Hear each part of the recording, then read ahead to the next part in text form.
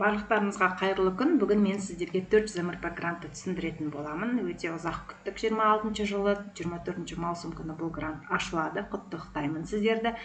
Енді қазір кімдер қатыса алады, қандай шарттары бар, соны өте қысқа түрде сіздерге көрсететін боламын. Жалпы бүкіл ақпарат бизнес-еңбек.kz сайтында жазылып тұр. Өздеріңіз де қарап танысып шықсаңыздар болады. Осы сайтта гранты деген бөлімде барлық ақпарат бар. Ең бірінші кімдер қатыса алады?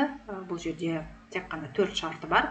Бірінші шарт ол тіркелген жұмыссыз болу керек. Сіздің статусыңыз немесе сіз жеке кәсіпкер болуыңыз керек. Және де сіздің ашылған ИП-ңіз 1 жылға дейін болу керек. 1 жылдан асып кетсе қатыса алмайсыз. Осы пункт өзгерген. Алдыңғы жылдары 3 жылға дейінгі ИП-лар қатысатын, осы жылдан бастап 1 жылға дейінгі ИП-лар қатысады. Келесі екінші пункт бұл мына жерде көрсетілген категориялардың біреуінде сіз болуыңыз керек. Мысалы, көпбалалы ана, немесе переселенцы, немесе мүгедек балаға қарап отырған отбасы, супруга әйелі күйеуі қатыса алады, немесе АСП алатын отбасылар, және де жолдасын жоғалтқан жөнінде пособие алатын адамдар, қандастар, және де мүгедектігі бар адамдар қатыса алады. Үшінші пункт бұл жерде иметь сертификат по проекту бастау бизнес. Бұл сертификатты тағы бір түсіндіретін боламын. Жалпы 14 модульден тұратын сабақ бар, соны оқып, тестті тапсырып, сертификат алу керек. Бұл міндетті.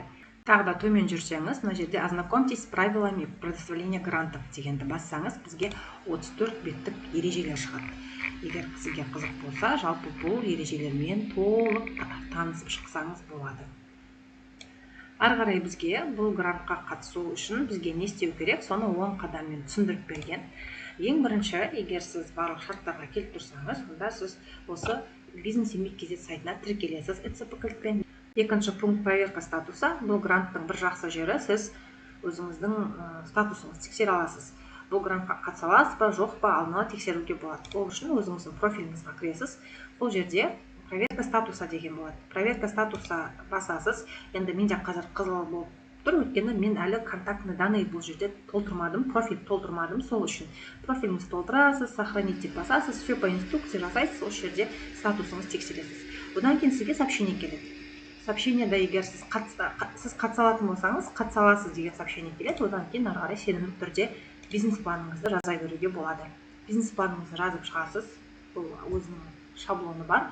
Соған сәйкесінше толықтай бизнесіңіздің жалпы мақсатын, стратегиясын, бәрін, финансовый планын бәрін жазып толықтай көрсету керек болды. Ары қарай сайтта заявление шығады. Сізге бұл заявление міндетті түрде толтырасыз. Осы мен грантқа қатысамын деген өтінішіңізді жазасыз. Ары қарай сізге сообщение келеді. Сіз енді өз жобаңызды қорғайсыз. Сол қай күні қорғайсыз, қай жерде қорғайсыз. Сол сізге жеке кабинетке және SMS сообщение ретінде келеді деп тұр. Міне. Ары қарай өзіңіздің жобаңызды презентация арқылы таныстырып, жобаңызды қорғап болғаннан кейін, егер сіз бұл грантты ұтсаңыз, ары қарай сізге 5 жұмыс күн уақыт береді банковский реквизиттарыңызды тіркеуге. Ол жаңа көрсеткенде профильда, мына жерде банковский реквизиты деген болады. Осы жерде өзіңіздің данныйларыңызды енгізесіз. Ол үшін сізге 5 жұмыс күн береді. Абай болыңыз, айтып жатыр мына жерде, егер сіз көрсетілген жаңа 5 жұмыс күннің ішінде данныйларыңызды енгізбесеңіз, банковский реквизитті енгізбесеңіз, сізге грант берілмейді деп тұр. Сол үшін берген уақыттың ішінде енгізу керек болады реквизиттерді. Ары қарай договорға қол қоясыз, одан кейін грантыңызды аласыз. Сосын шамамен қателеспесем 2 жылдың ішінде сіз отчет беру керек боласыз. Бұл ақшаны қайда жараттыңыз, оны документтермен тіркеп, осы сайтқа өзіңіздің отчетыңызды тапсыратын боласыз. Енді бұл ақшаны біз қайда жұмсай аламыз деген кезде, ол мына жерде жазылып тұр. Гранты выдаются только на развитие следующих направлений: приобретение необходимого инвентаря, орудий труда, оборудование, животные, скоты, птица деп тұр.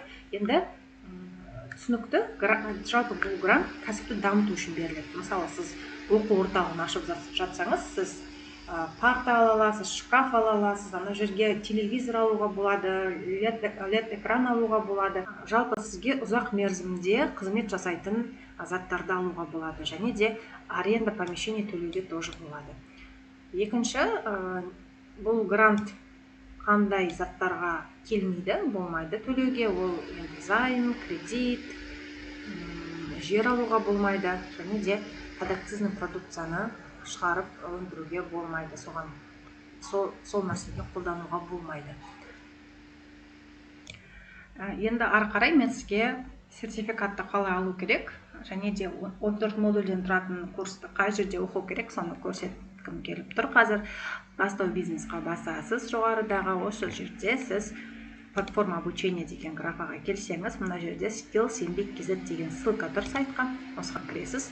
Осы жерге тағы да жаңағыдай айтқанымдай, мен профильді толтырмадым, осы жерге тіркеліп, фамилия, имяны жазып, барлығын данныйларын бәрін жазып тіркелесіз да, осы жерде курсы деген бар.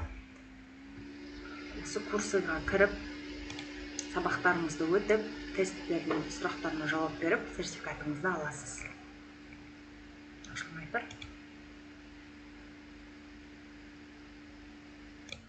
Ашылмағандықтан өзімнің данныйларымды толтырдым. Сол кезде каталог курсов деп, мына жерде бастау бизнес десеңіз, сізге шығып тұр, бірақ бұл дұрыс па, дұрыс емес па білмеймін. Өйткені мына жерде проверка статуса деген бар.